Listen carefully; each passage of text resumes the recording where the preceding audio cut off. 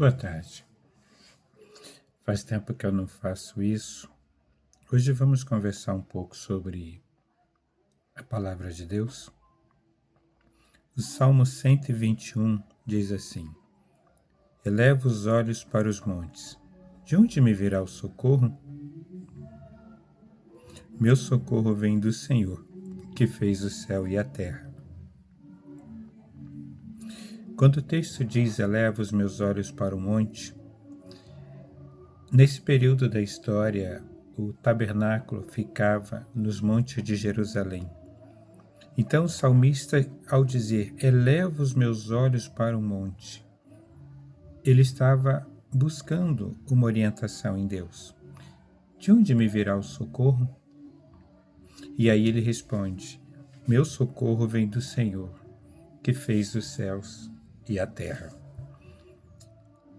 Quando nós meditamos na palavra de Deus, nós achamos alguns textos onde isso é muito claro, aonde a nação estava numa situação tão complexa, tão complicada, que não havia nenhuma possibilidade humana ou natural de sair de uma grande dificuldade em que ele se encontrava.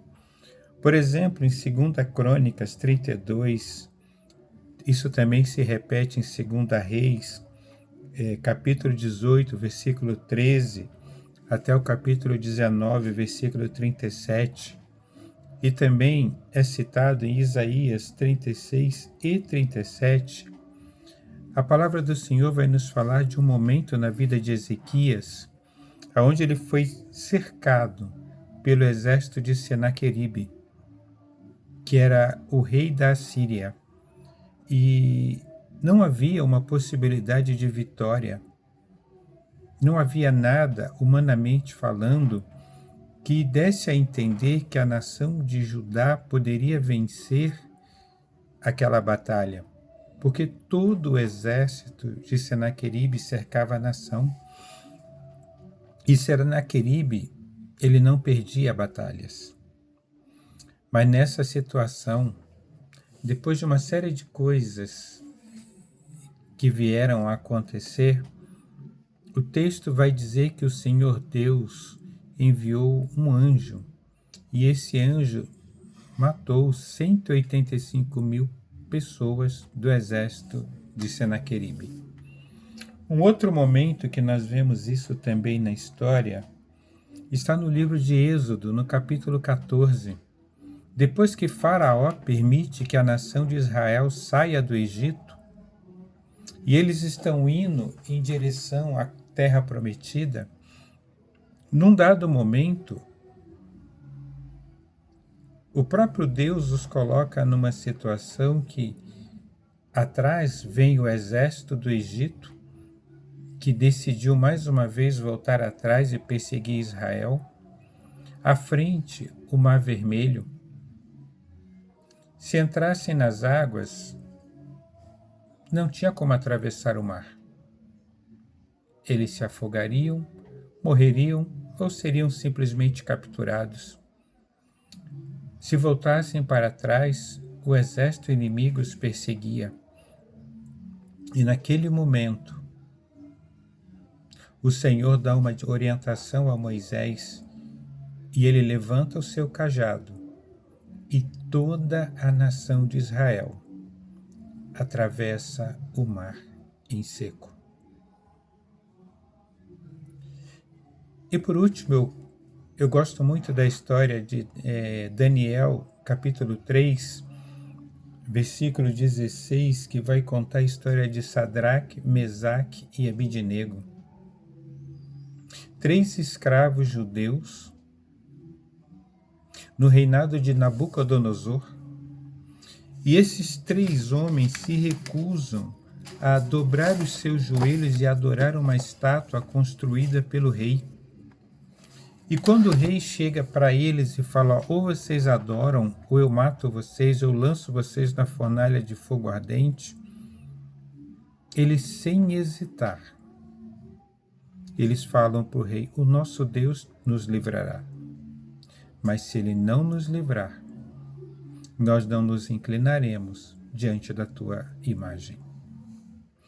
3 situações, 3 momentos na história onde a nação precisava de um milagre. Um milagre que somente Deus poderia realizar. Não havia de onde vir o socorro. Nesse contexto, o socorro só poderia vir do Senhor, que criou os céus e a terra. E quando nós lemos as Escrituras Sagradas, nós vemos que Deus estava lá. Deus veio em socorro do seu povo. E isso vale para nós nos dias de hoje. Não existe uma situação sequer que possamos passar, que possamos viver, aonde Deus não tem poder para nos socorrer. Eu sei que a palavra do Senhor no livro de João, no capítulo 16, no versículo 33, na parte B, vai dizer que no mundo teríamos aflições. Particularmente falando, eu acredito que nesse momento ele está falando diretamente com os discípulos, pelo que eles passariam por conta de professar o nome do Senhor. Mas também é verdade absoluta que todos nós passamos por aflições na vida. Nenhum de nós, absolutamente nenhum de nós, vai deixar de ter o seu momento de luta, o seu momento de dificuldade, o seu momento de aflição. Mas a palavra do Senhor termina esse versículo dizendo: eu venci o mundo. Eu sempre fico impressionado com a facilidade que nós abraçamos esse texto que no mundo teremos aflições. Mas quando, muito poucas vezes, citamos textos como esse do Salmo 121 com a mesma convicção.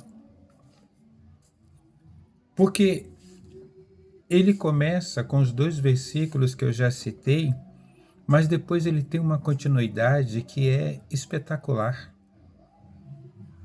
O versículo 3 em diante, até o 8, vai dizer assim: não deixará vacilar teu pé, aquele que te guarda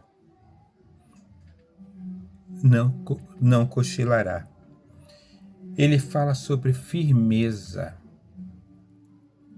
na dificuldade em meio aos problemas. Eis que não cochilará nem dormirá o guarda de Israel. O Senhor, aliás, esse versículo, o fim do versículo 3 e esse versículo 4 diz praticamente que ele te guarda de dia e de noite. O Senhor é quem te guarda, o Senhor é a tua sombra à direita. O Senhor está sempre em vigília. O Senhor está nos protegendo, o Senhor está nos guardando. E ainda que setas, laços, armadilhas sejam preparadas contra nós, como diz o Salmo 91, se nós habitarmos no esconderijo do Altíssimo, à sombra do Onipotente, podemos descansar. O sol não te molestará de dia, nem a lua de noite. Proteção. O Senhor te guardará de todo mal. Ele guardará tua alma. O Senhor guarda os nossos pensamentos. O Senhor guarda a nossa vida. O Senhor nos sustenta e o Senhor nos protege. O Senhor guardará tua entrada e tua saída, desde agora e para sempre. Ou seja, em todos os momentos da nossa vida, a proteção do Senhor nunca se afasta de nós. Louvado seja o Senhor. Amém.